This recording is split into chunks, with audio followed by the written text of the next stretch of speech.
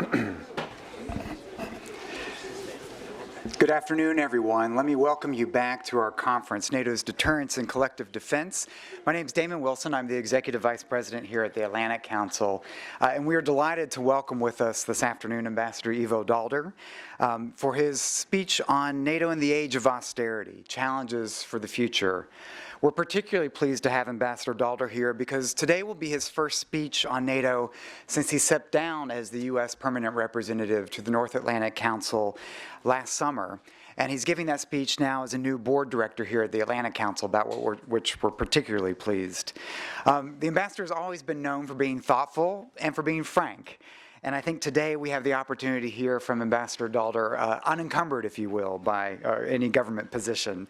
But seriously, after 4 years of serving as our ambassador to NATO, we'll have an opportunity to hear from Ambassador Daalder what he learned during his time at the Alliance and the lessons for NATO's future as it looks not just to a summit next year, but to an alliance post-2014 Afghanistan as well.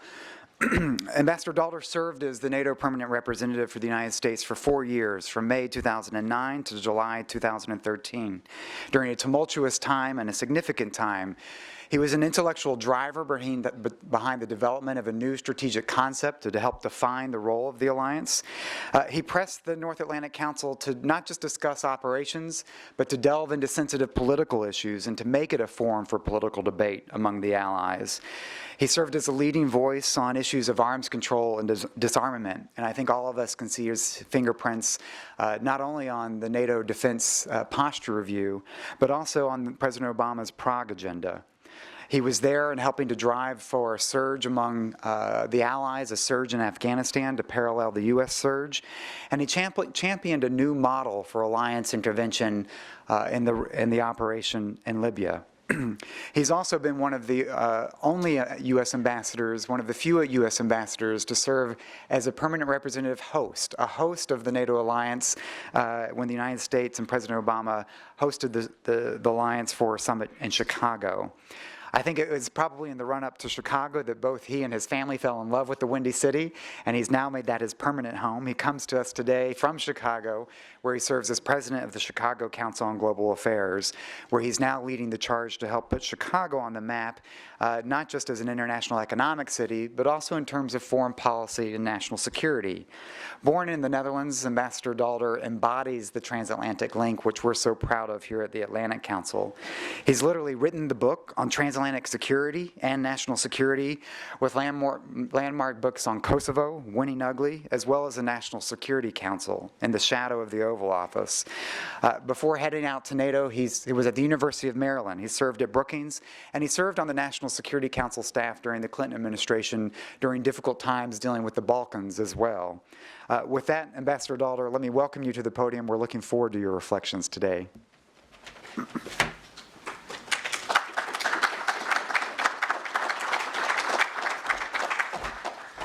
Well, thanks, Damon, for that really very kind and fulsome introduction.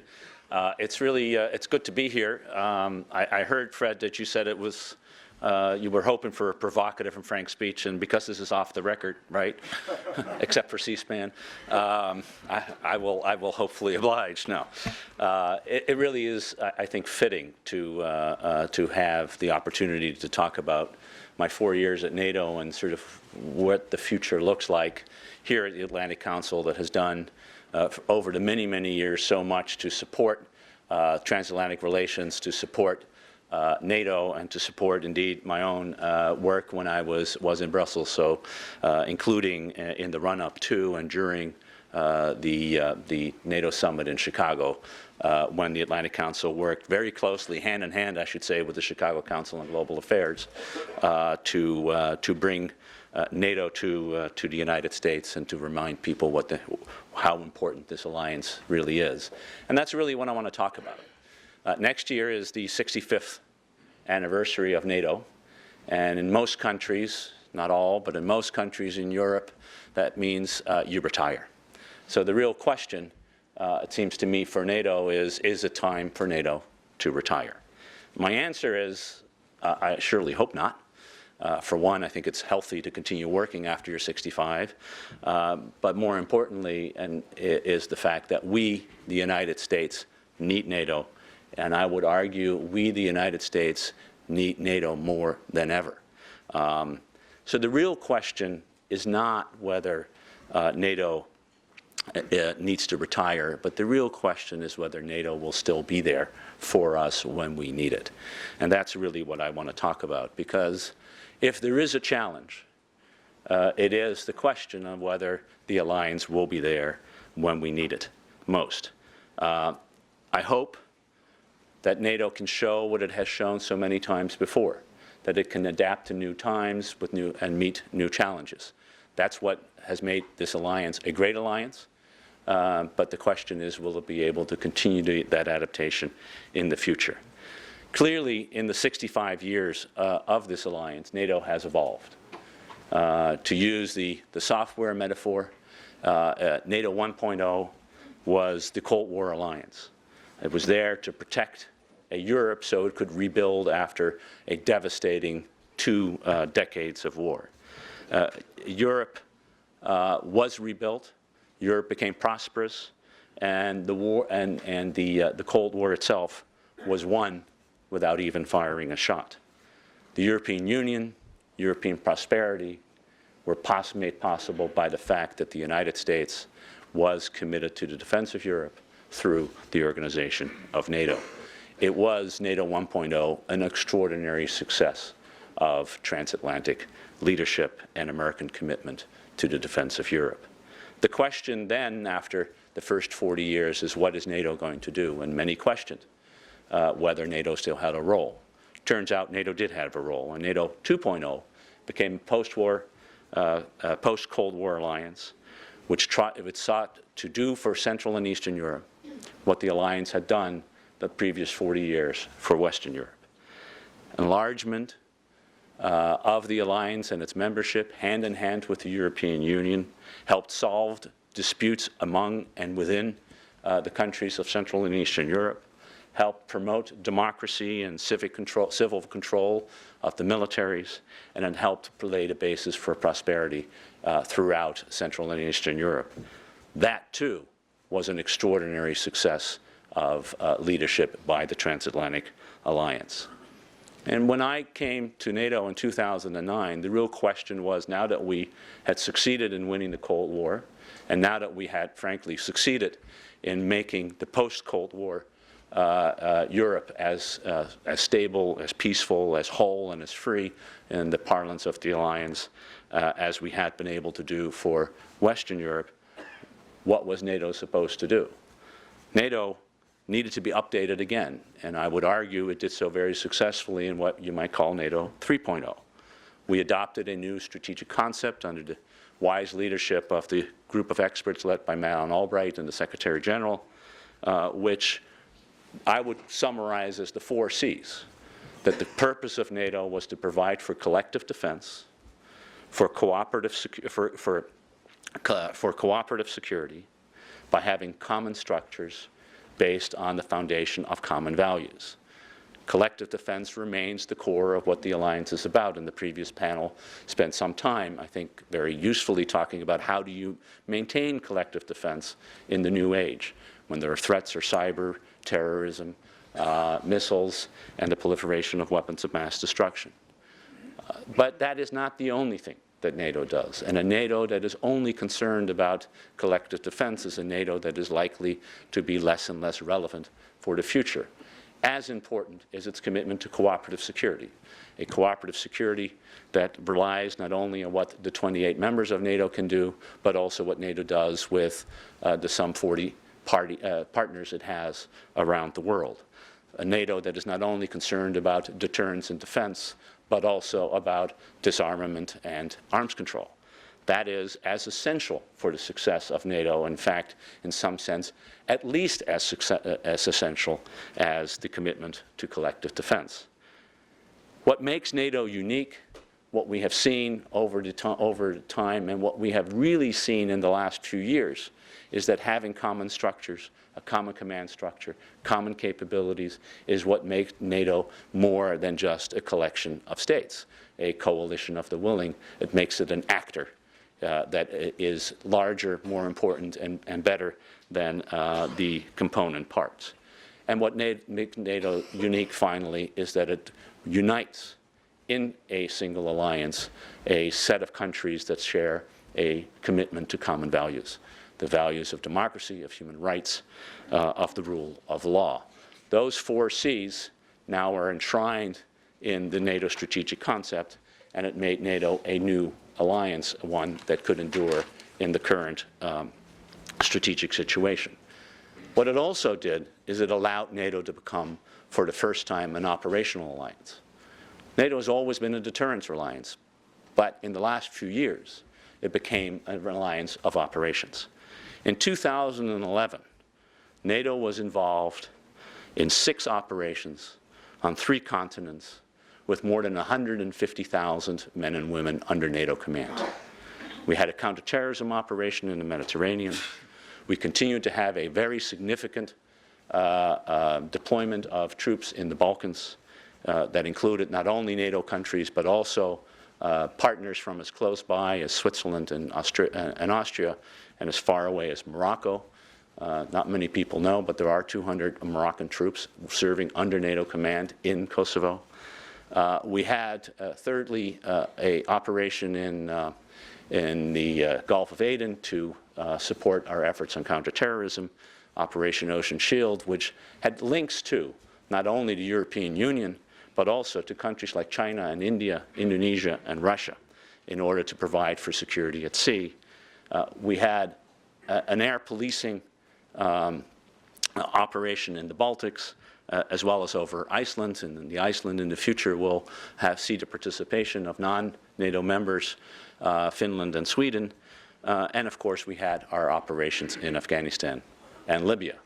Let me just spend 2 minutes on both of those operations and kind of what lessons we learned for NATO.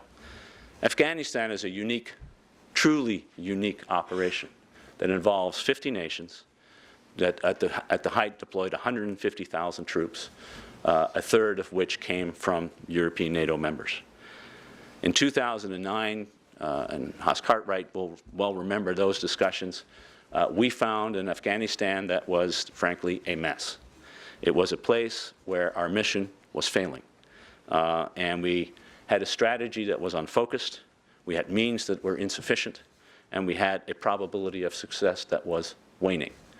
That's the situation as we found it in 2009. We adopted a new strategy, and when I say we, not only we, the United States, but we, the alliance, and its many partners, adopted a new strategy that matched means to ends. We narrowed the mission. Up to this point, the mission was to make Afghanistan the next Jeffersonian democracy, to make sure that women would have the same rights as men, not only there, but the same rights as women have in the Nordic countries. It was a large and frankly unattainable mission. What we did is we made the focus of the mission real, which was to make sure that Afghanistan would never again be a safe haven for terrorists. That is why we were there in the first place, and that ultimately had to be the reason why we were there in the last place. We also adapted our means to that mission. The means were to buy time for the Afghan National Security Forces to be able to take care of security in its own country. And we did that by surging troops, not only American, but Allied troops in large numbers, and to set a very clear deadline, a deadline of the end of December 2014, at which point Afghanistan's responsibility, the security for Afghanistan's responsibility would lie in the hands of the Afghan security forces.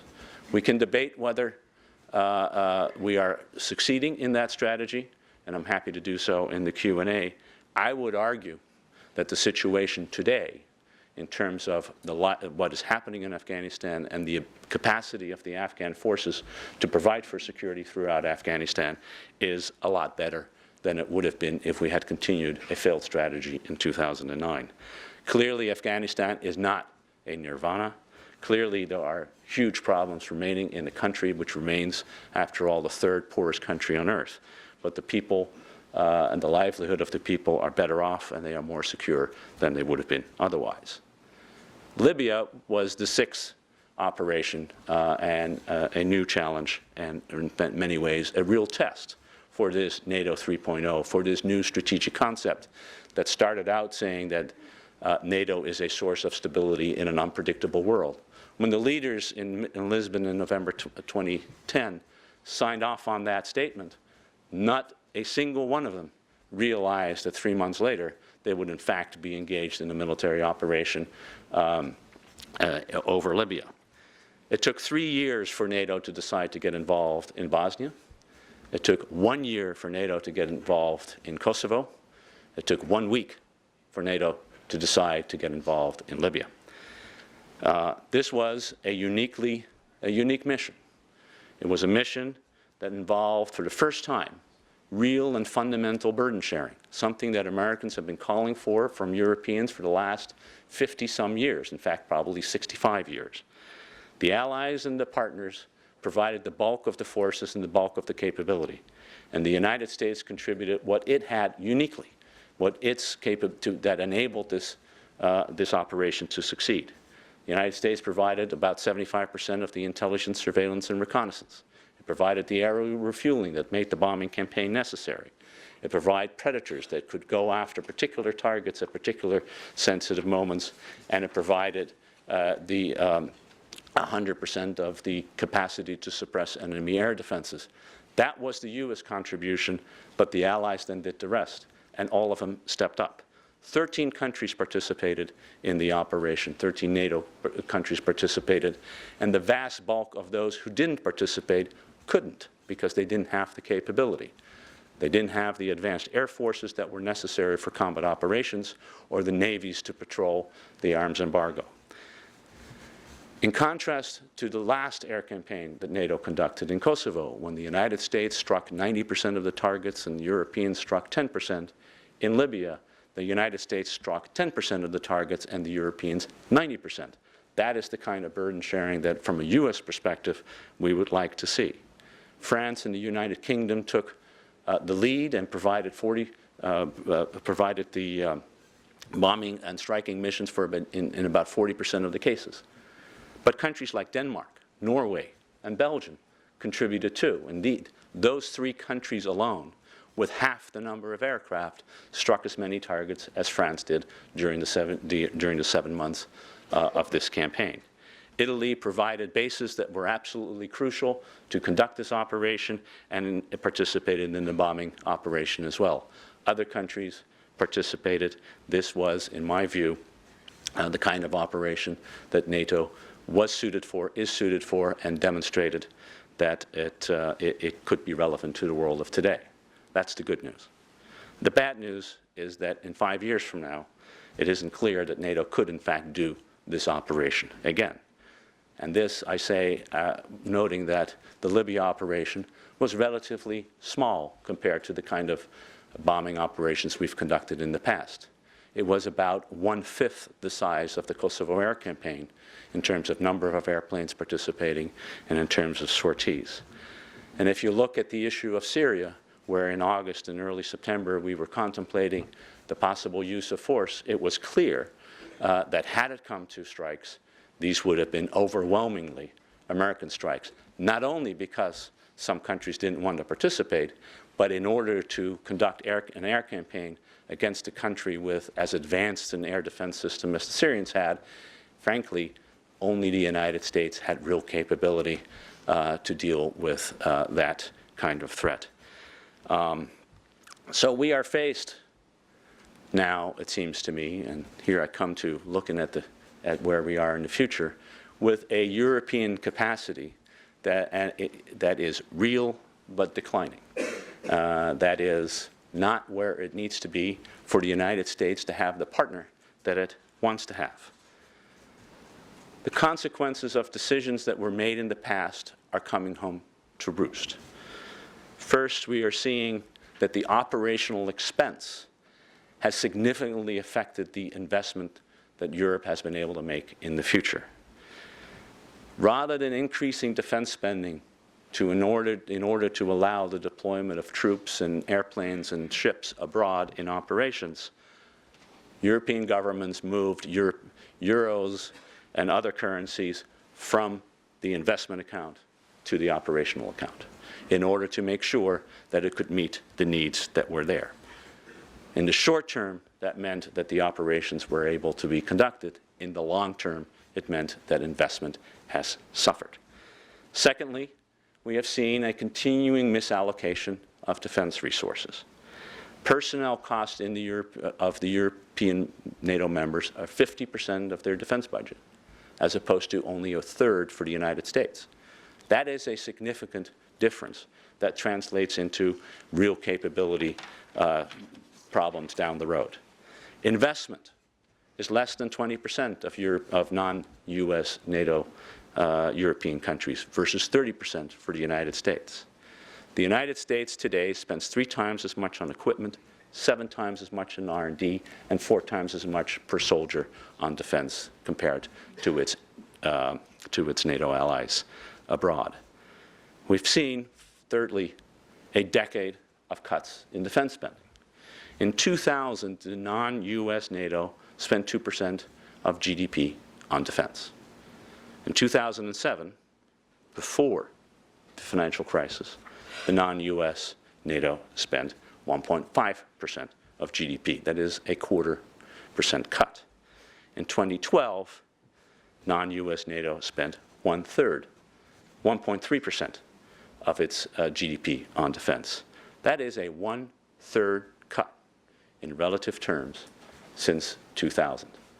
You cannot really have a strong military when you are underinvesting in the future. Today, only 3 allies meet the 2% goal aside from the United States. The UK does so by counting its expenses in Afghanistan. Greece, which frankly uses most of its defense monies for a job program. And Estonia, which, while we appreciate what Estonia does, is not going to be the backbone of this alliance. Poland, I should add, comes very close to 2%. And clearly, it is something that needs to be recognized. But overall, our European allies are just not spending enough on defense. And the consequences are real. So our biggest allies are the ones where the problems are likely to be the worst down the line. In the United Kingdom, we have seen a progressive cuts in military capability. By 2020, by some estimates, Britain will have 19 surface combatants in its mighty Royal Navy. Its nuclear modernization will account for 35% of its procurement budget over the next 10 years, effectively meaning that we are having a 25% cut in capability over the next decade. In France, the resourcing of its defense forces is not being cut as dramatically as it was in the UK, but it is being cut by having spending be held in real terms to 0% growth over the next 5 years, which will result in a cut in capabilities. And we can see this in operations. While France was able to deploy forces in Mali, it could only be sustained by having a significant contribution, not only by the United States, but also by many key allies to make sure that a relatively small operation like that could succeed. In Germany, we see a defense budget stuck at 1.4% of GDP. Now it's a rising GDP, so that's good news. But the cost of restructuring its forces is also affecting its ability to translate euros into real defense spending. Last year, for the first time since World War II, Asia spent more on defense than Europe. This is a pivot of a kind that I'm not sure Europeans want to see. Today, the United States accounts for 75% of the overall spending within NATO. And while the U.S. is cutting its defense spending, its willingness to subsidize the allies is going to decline. And indeed, one of, as was seen in the case in Mali, when the United States was willing to provide assistance, but also would like to get paid for it. These trends in defense spending are unsustainable. And it's not just me who's saying that. It's what Secretary Gates said when he left in June of 2011. It is what Secretary Panetta said when he left in October of 2012. It was what Hillary Clinton said last year at Secretary Clinton last year at the awards dinner of the Atlantic Council. It is not sustainable for an alliance to see this kind of trend to continue. So what, as Lenin said, is to be done? The answer you hear in Europe is pooling and sharing. And indeed, there is a lot that pooling and sharing can do. The C-17 consortium, Peter Flores in the audience was a master of putting this together, is the kind of thing we would like to see. The Dutch could only afford half a C-17. The Swedes, which isn't very useful when you want to fly a plane, but the Swedes bought the other half, so together they have a plane. That's how pooling and sharing can work. We have an AWACS fleet that, if funded, can effectively provide for airborne early warning and control, and we have a commitment to buy the ground surveillance system, 5 major drones that will provide NATO with the capacity to see what is happening on the ground. We are investing in Europe on air refueling capabilities, and that too is good. But there are 2 fundamental obstacles to turn these anecdotal good steps into real capability down the line. First, our national defense industries are frankly too small, particularly in Europe, for the national markets. So there is a need for fundamental reform and consolidation, but frankly there is no willingness to do that reform and consolidation and to give up for governments in Europe and indeed in the United States to give up control over their national defense industries. That makes collaboration more difficult. And secondly, there is the issue of sovereignty. When it comes to defense, sovereignty is the issue that ultimately comes home. It may be okay for the Danes to give up their submarine fleet by saying that they should rely on the UK or on the Dutch. It may be okay for the Dutch to decide to get out of the mechanized army business, but it's not okay for France or the UK or Germany to likewise truly pool and share.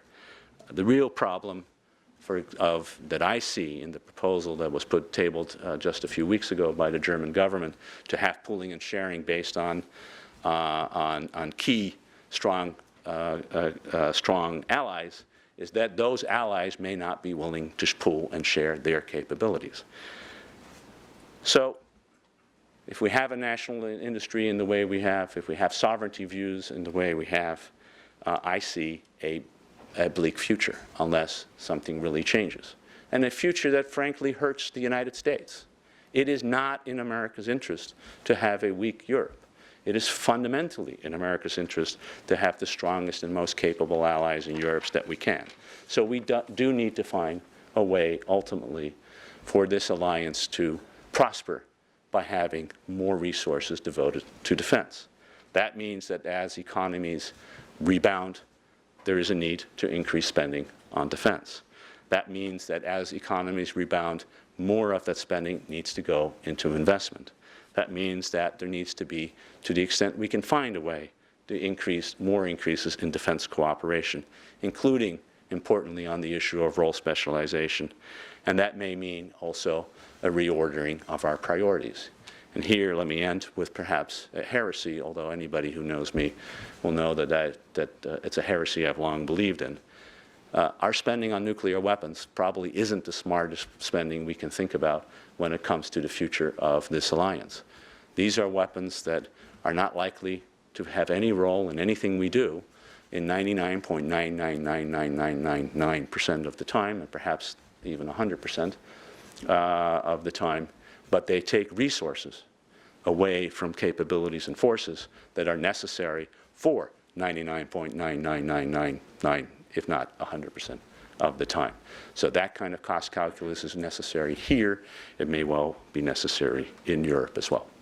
And with that, thank you very much for listening. I'm happy to take your questions.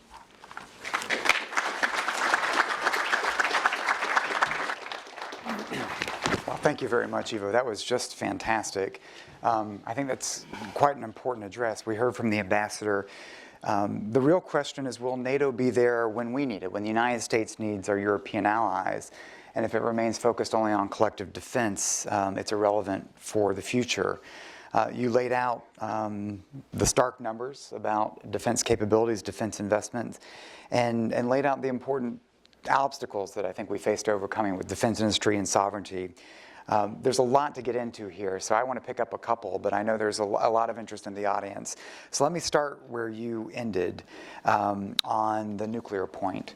Our next conversation with General Cartwright and others, former Undersecretary Walt Slocum, will get into nuclear missile defense issues for the alliance. And I think you said, correct me if I'm wrong, but I think you said when you were saying if collective defense is the focus, that actually is a path to irrelevance. Disarmament and arms control might be as important commitments for the alliance for its future. While you served as ambassador at NATO, you went through the Deterrence and Defense Posture Review. Our Danish colleague here already noted that she thought that was not really a challenge to sort of linear policy within the alliance. You have the Tallinn commitments that really put constraints on what the alliance perhaps might do with its own sub-strategic nuclear weapons in the absence of moves on Russia's part. What's the way forward here, given that was a really strong message you just ended on? Well, I would argue that I spent a lot of time on this. First, I think anybody who knows me, I've been arguing about this since 1988, including the need to get rid of nuclear weapons in Europe. So it's not a surprise that that's my view, nor was it to anybody in the administration, even though not everybody agreed with it. We work very hard in the Deterrence and Defense Posture Review. Frankly, we work very hard in the Tallinn commitments to make clear that it is possible under the right circumstances, not only to reduce our reliance, but in fact eliminate our reliance on U.S. nuclear weapons in Europe. And there is nothing in these documents that prohibits the possibility of getting there. We do talk about Russian reciprocity, but it doesn't talk about Russian agreements. We do talk about the need to work together within the alliance, but it doesn't talk about the fact that Russia can have a veto of what we do. And I would argue that over the last 4 years, we have substantially addressed the key deterrence issues of our time. We have found ways to bolster deterrence across the board. And I know this will be an issue discussed in the next panel. But the deployment of missile defenses is not just a promise, it's a reality. It exists today. And it is part of a commitment that this administration has made to NATO to take a U.S. deployment of U.S. missile defenses to defend the U.S. from Europe into deployment of a NATO missile defense in NATO to defend NATO. That was the fundamental shift that occurred in September of 2009, to take a system that was able to deploy against possibly 10 incoming missiles and put in place a NATO system under NATO command and control for the defense of NATO countries. That is the kind of commitment to deterrence that we put in place. We put in place contingency planning to make sure that every nation that is a member of NATO has a plan to be defended. That was an important contribution to deterrence. We just completed last week, the first major Article 5 live exercise the alliance has conducted in the last 10 years. Many of the countries that participated in that exercise had never participated in an Article 5 exercise, and we just completed that. Those are the kinds of steps that really matter for collective defense, far more than how many nuclear weapons you may have in what country. Particularly when the cost of modernizing those nuclear weapons runs into 10+ billion, when the cost of modernizing your aircraft to be able to carry those nuclear weapons run into the many hundreds of millions of dollars. It is those kinds of strengthening of deterrence that I think ought to be the focus of our effort, and using arms control, disarmament, and cooperative security more broadly as a means to enhance NATO's deterrence and defense posture writ large. Even when you were serving out of Brussels, the President's announcement of the so-called pivot to Asia led to a lot of concern, debate, discussion, certainly among NATO allies, among Europeans, for what it meant for them. You've just said today something very important, that the real pivot to Asia may have been the reality of defense spending in Asia outpacing Europe for the first time last year. You cited the efforts of Gates and his concerns, his speeches about potential demilitarization in Europe, Secretary Panetta as well. Yet it doesn't seem to have had the impact or helped turn the tide on some of these issues. Given the reality of the politics in the countries where that are members of the alliance and the economic situation, what is the path forward here to not the natural continuation of the decline that you've outlined so articulately in defense spending? Well, I mean, I think that's the message I'm here to repeat. I don't think this is a time for agonizing reappraisals. Frankly, there wasn't a time in 1954 for an agonizing reappraisal. This isn't one either. The message is that we need Europe. Europe is our most important strategic partner. They are the countries that will, when the matter is at hand, will be on our side. But a Europe that isn't capable to be there isn't very useful to us. And a message that says, frankly, if you can't be on our side because you lack the capability, then that's bad for us, but it's certainly not good for you, is the message that I heard Secretary Gates, Secretary Panetta, Secretary Clinton deliver over and over again. And the reality is that it means that we will have to make choices. When it comes to when and how to intervene and what place and for what purposes, we will make choices. Libya was a choice. We could have taken on the entire Libya campaign by ourselves. And we decided that the interests most at stake were not ours. They were countries in the Mediterranean. I heard Stefanini earlier talking about the importance of the threats from the south and the understanding that these are threats to the entire alliance. And Libya was a response to that. But it shouldn't be surprising, and in fact it should be welcomed, that countries in the Mediterranean that were NATO members took on the responsibility for taking on Libya. And that's how it should be.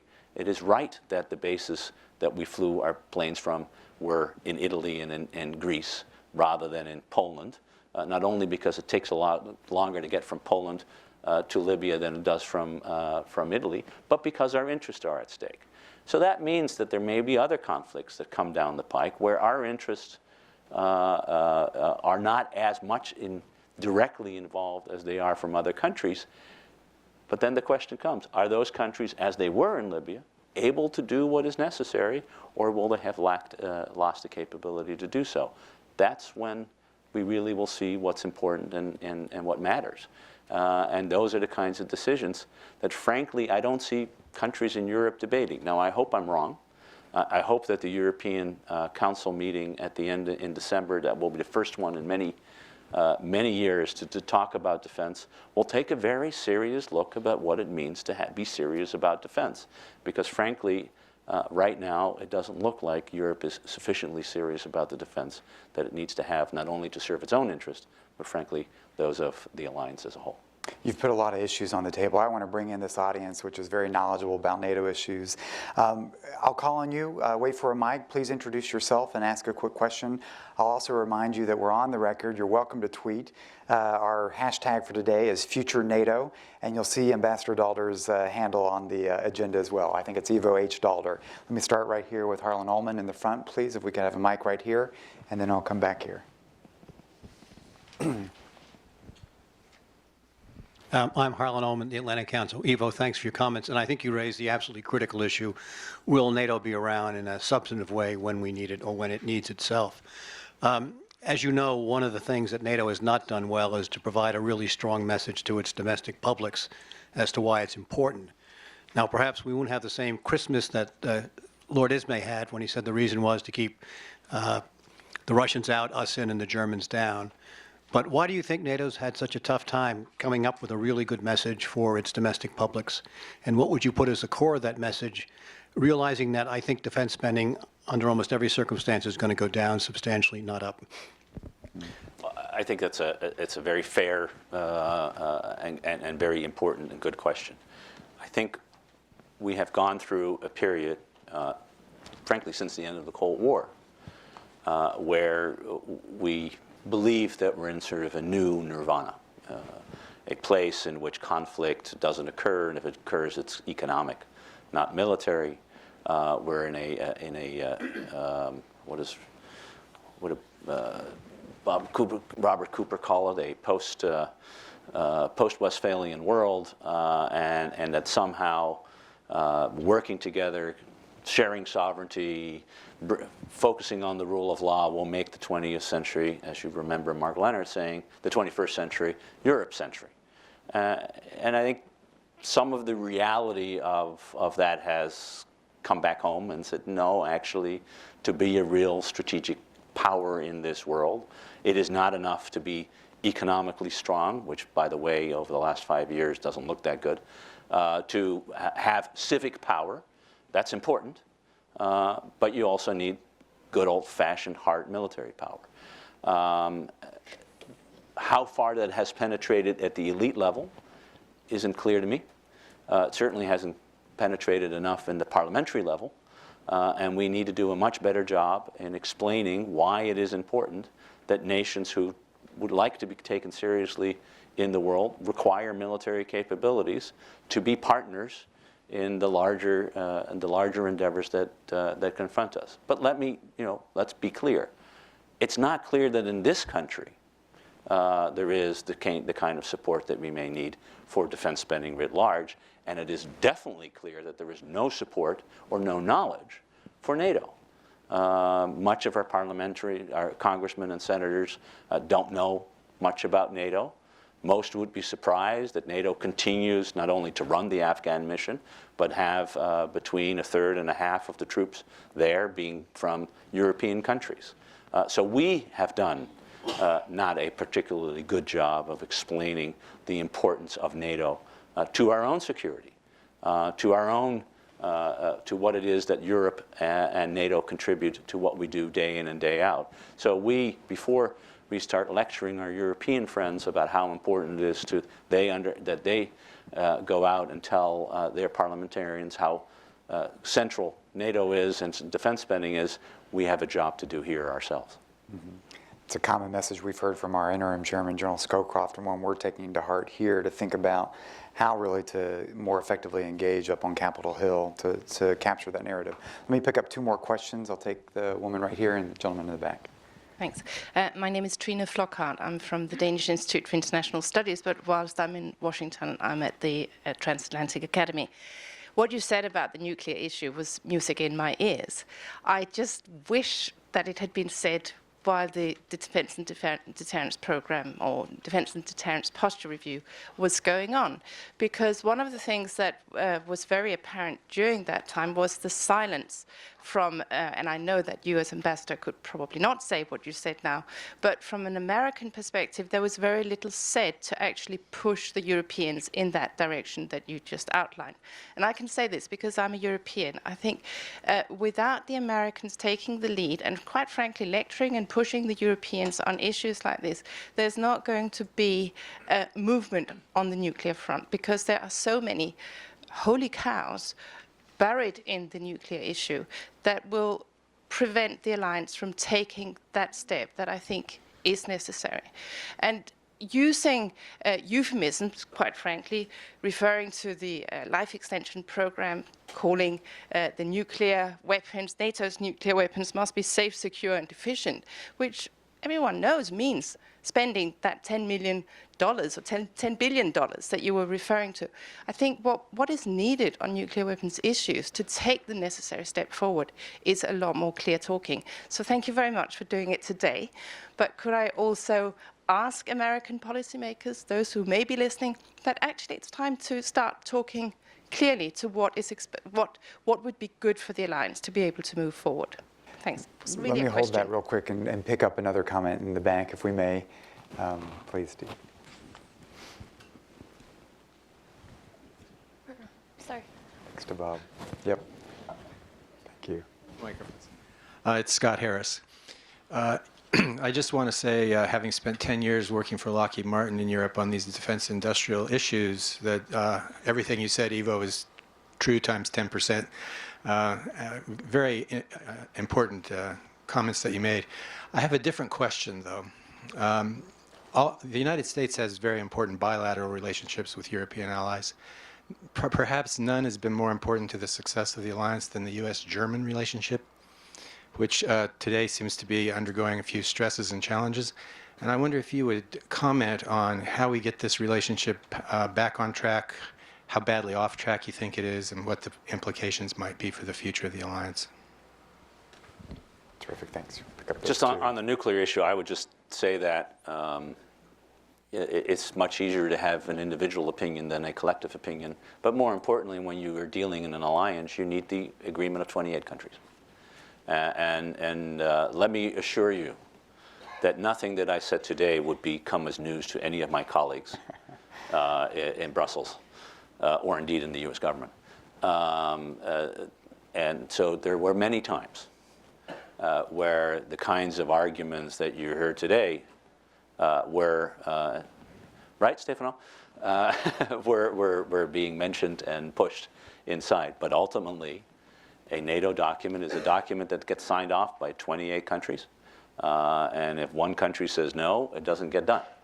And I learned a lot about consensus building in my 4 years. That means that sometimes you don't get all that you want. But I would argue with the Deterrence and Defense Review, we got a lot. And I think it's an important document that needs to be read not only for what's in it, but much more importantly for what's not in it. And if you compare this to any other statement on NATO nuclear weapons in the past, you will see what I mean. Scott, on Turn to Germany. Did you want to come in on this point in particular, Fred? Okay. first, I hope you agree with me 110% when you said times 10%. That means you disagree with 90% of what I had to say. But so I will take this as full agreement with what I said, which I appreciate, because much of what I learned about industry, I learned from you when it comes to Europe. So that's good. On Germany, I think you're absolutely on the mark, in the sense that I think the fundamental relationship within NATO that we have must be with Germany, and Germany being a strong and critical player. And that makes what the last few months, a very, very difficult time for all the reasons that we know. Germany's strategic interest lies, as Germany has decided since 1949, and really since it became a member in 1952 at NATO, to be at the center of NATO. It has gone through some hard and difficult issues itself, not least in the decisions it made with respect to Libya.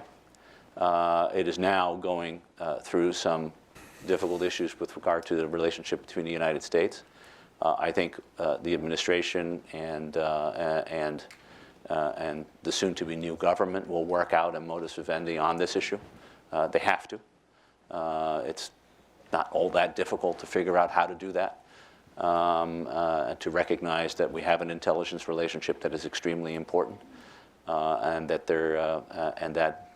good judgment about how we use the technology capabilities we have is important for the relationships that we have with our allies. The really fundamental issue is the question whether Germany is willing, because I think it's able, but whether it's willing to take on the leadership role, not only at what it has done on the economic side, but increasingly on the strategic and political side. within Europe and indeed within NATO. I think that the United States needs that strong leadership from Germany, a willingness to stand up and be part of not only a collective, but indeed a leader of that collective within NATO and within the European Union and broadly speaking, in order to ensure that the United States will have this partner, not only in Berlin, but indeed throughout Europe that we all need. I mean, Germany is the big kid on the block. It is militarily the big kid on the block. It doesn't have the expenditures on nuclear weapons that others have. It is transforming its military into a force that is quite able to conduct military operations. Its efforts in Afghanistan are underappreciated. They have been a leader in the North, a true leader. They are the first and only country so far to have stepped up and said that they will be there. Not only other countries have joined, but they were the first country to say that they will be there post-2014 with specific ideas about how many troops. And that is the kind of leadership we want, broadly speaking, throughout, from Germany throughout our operations in NATO. Even if I could just real quick, because the praise you had in your remarks were for the smaller allies, Estonia, Belgium, Netherlands, Norway, and the concerns you flagged, the red flags you put up were related to the United Kingdom in particular, France, what you're just now talking about, Germany, a little bit of a different take. What's happening within the alliance, and how do you see sort of the key core allies of the U.S., important defense and bilateral relationships we've traditionally had with France, the United Kingdom, Germany? Is something fundamentally shifting? Are you saying the UK is stepping back and potentially Germany might step forward? How does the French reintegration impact this? I think the French reintegration has been extraordinarily important because it has made France, given it a sense of responsibility for what happens in the alliance, and has made the alliance stronger. No, our relationship with the strong allies, and I would, those that are willing and able to provide military capability, is going to be key. A strong U.S.-Estonian alliance is great. And it's important to Estonia, it's important to the United States, but it is not going to, can't be the be-all and end-all. So our relationship with the UK, our relationship with France, our relationship with Germany, our relationship with Italy, which has stood up every time when we rang the bell, they opened the door, which is always welcome, and then stepped through it with real capabilities. Those are important relationships. And those countries will have to take the lead in providing the capabilities that are necessary for NATO to be partners. It's not going to be done by the smaller allies, even those who are, and they're small in number, even those that are willing and able to step up to the plate. It will have to rely on the UK. It will have to rely on France. It will have to rely on Germany. My point on Germany is that it is perhaps underperforming on the strategic level in a way that isn't good for the United States. I will leave it up to the Europeans and Germany whether it's good for Germany. Terrific. Let me come to the last round and take a couple of questions here and turn first to Fred. Thank you for doing this, Ivo. Fred Kemp of the Atlantic Council. At the Chicago, or during the Chicago summit, one of the more significant moments, aside from your rendition of "Take Me Out to the Ball Game" during the 7th inning stretch of the Cubs-White Sox game, was the 13 global partners. And now it doesn't seem as though that's moved ahead too far. Is it time, when you talk about political will and capabilities, that one does something much more dramatic with these global partners? I'm not sure if it's global NATO or what it is, but what should be done? And also, if you could give your view on Turkey and where is Turkey going within the alliance? Terrific, good questions. And why don't I pick up right here as well?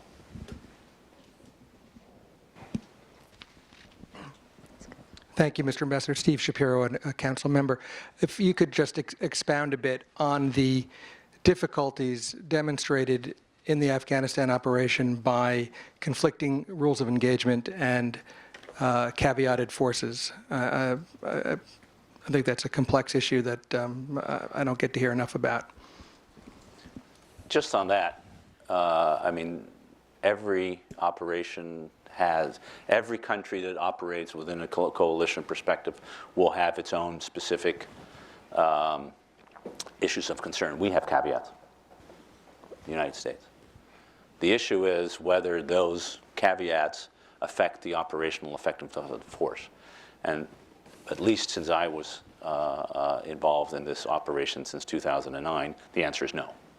That most of the caveats that really did have an operational impact were removed, were dropped in one way or another, and the effectiveness of the force as a totality to do what it needed to do was not affected by these caveats. But let's be clear, caveats is a reality of coalition warfare. And it's a reality that it affects us as much as anybody else. And it's a myth that somehow there's some countries that have caveats and others don't. It's not quite how it works. The issue is, can these forces cooperate in a way and fulfill the mission in the best possible way without causing problems from one country to the next? And the answer today is absolutely. I'm now a Cubs fan, by the way, so it allows me to be, but nobody remembers the fact that I sang, which is probably a good idea. I think it's on YouTube. I don't think it's on YouTube. There's many things on YouTube, but that's not it. But there are pictures. It's a great question, and I think on the 13 global partners, that was supposed to be the big thing. And it's something that the President personally felt very strongly about, that in a 21st century alliance, it is vitally important for the 28 members of that alliance to recognize the contributions that are being made by the wide variety of countries that are not members. Some will want to become members, others won't or can't. And yet, in the 21st century, it is not enough to think that 28 countries can do everything. In every single operation that we are involved in, we have non-member countries centrally involved in what we're trying to do.